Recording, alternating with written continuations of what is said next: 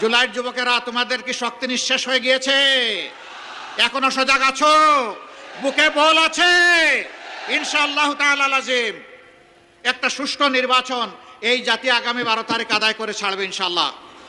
আমি বিভিন্ন জায়গায় শুনতে পাচ্ছি যারা আমাদের মতো মজলুম ছিলেন 15.5 বছর, তারা এখন ভিন্ন ভূমিকায় অবতীর্ণ হয়েছেন, মানুষকে কষ্ট দিচ্ছেন, চাঁদাবাজি করছেন, দুর্নীতি করছেন, মামলা বাণিজ্য, দখল বাণিজ্য করছেন।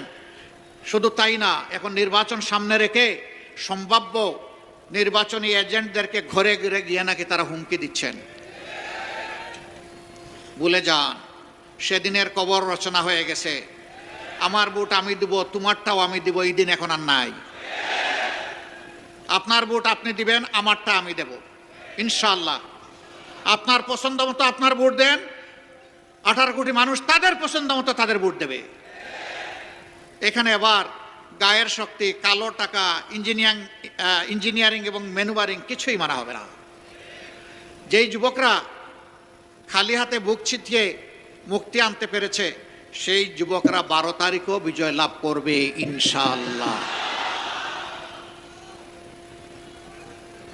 আমাদের দুটো বুট। যুবকরা, যুব সমাজ, তোমরা আমাদের কাছে সেদিন মিছিল করে কারো কাছেই তোমরা বলনি আমাদেরকে আগামীতে বেকার ভাতা দিতে হবে।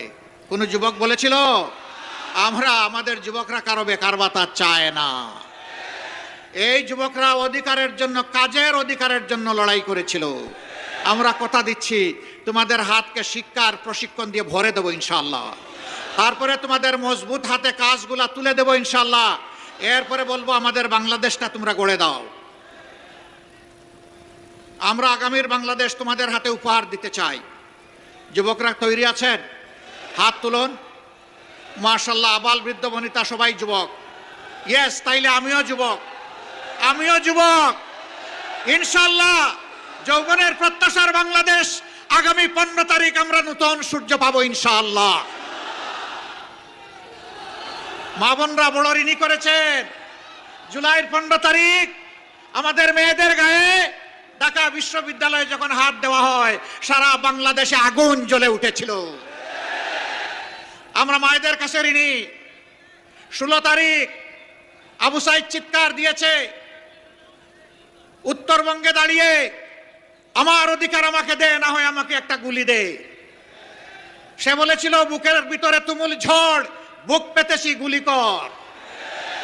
জাতির জন্য বুকে গুলি লুফে নিয়েছে, পিঠে নেয় নাই, কারণ সে বীর সন্তান।